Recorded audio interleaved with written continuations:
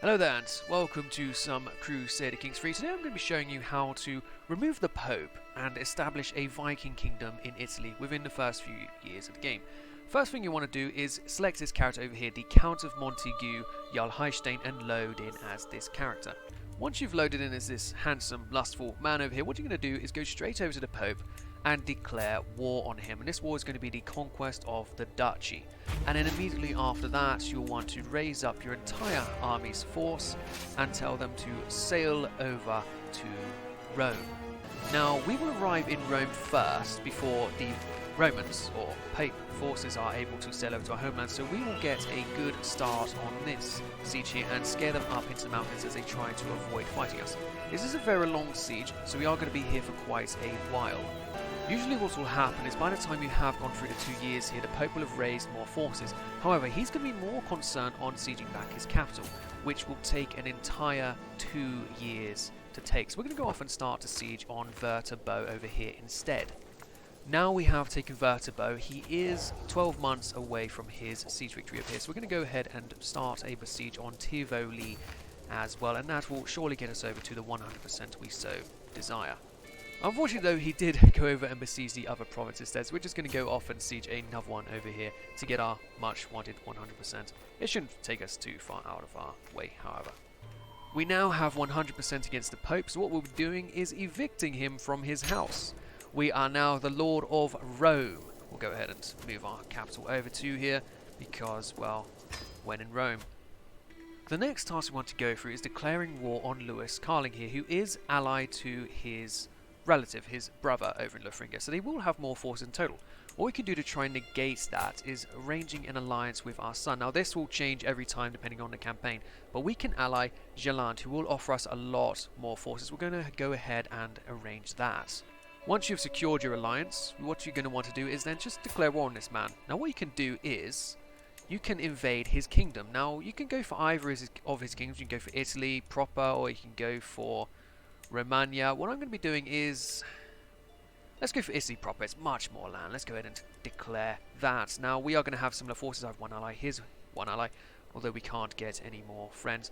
Although if we really wanted to, there is something we could do, and that is divorce our wife.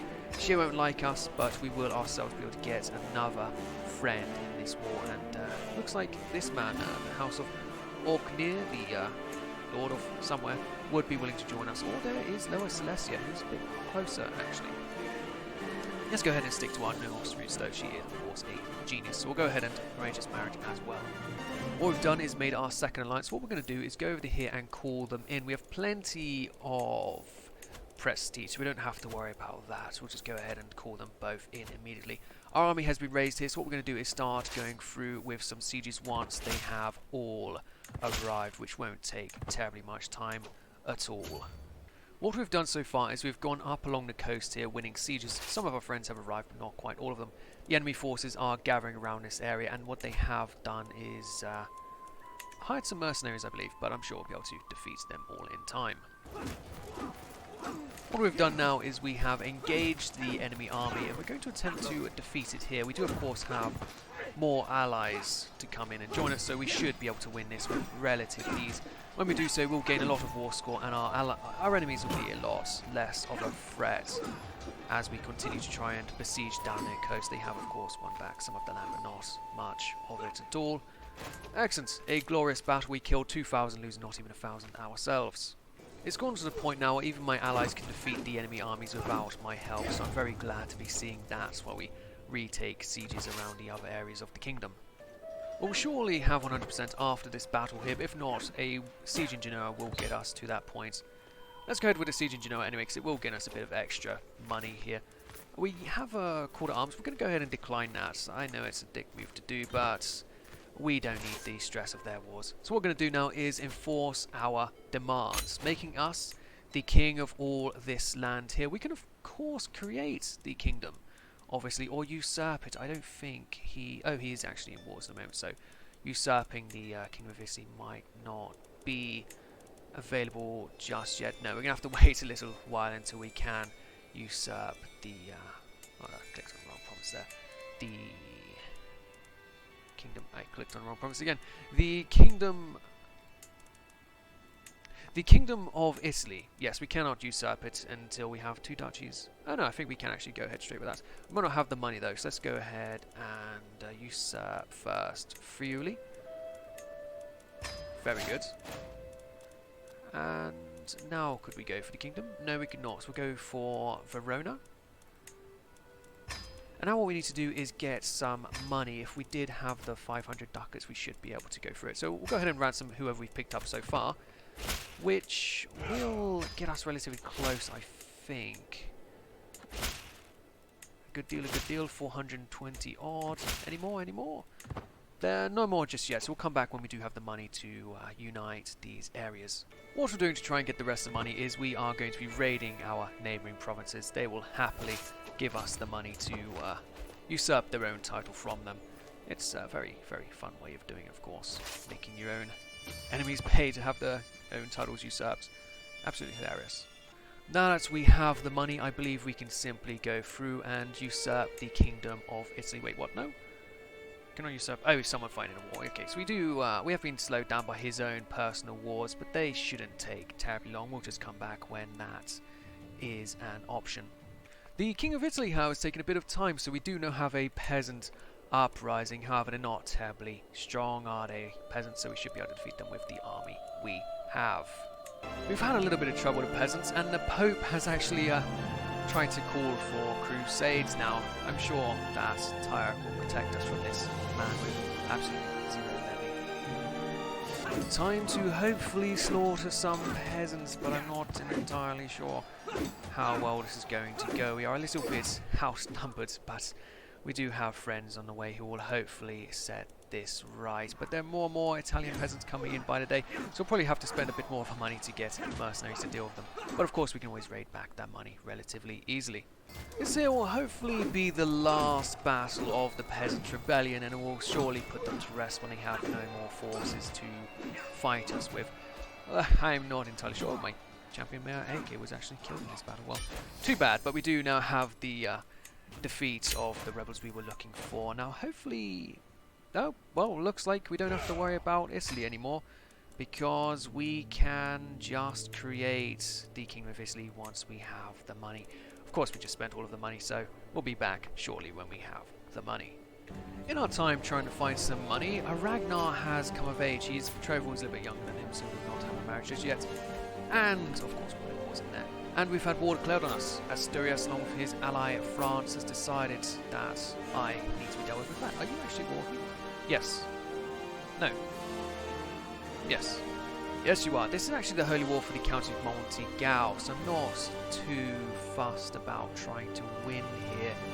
I probably won't even bother. Well, just let them have Montigao because, well, I'd rather just be sticking to my raiding. While we wait for the money, we have actually decided to expand our realm. There is a single independent province here, so we are going to simply invade and conquer to add to our collection. We have also decided, while waiting for money to come together, that we're going to invade the Duchy of Spoleto up here, because we may as well make money by winning these sieges. The raiding isn't too extravagant money.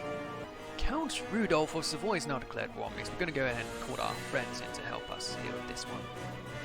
We can go through another alliance due to something happening to my son's betrothal. So we'll go ahead and choose the Isles here, because they are relatively strong and they'll be very, very handy in the wars to come.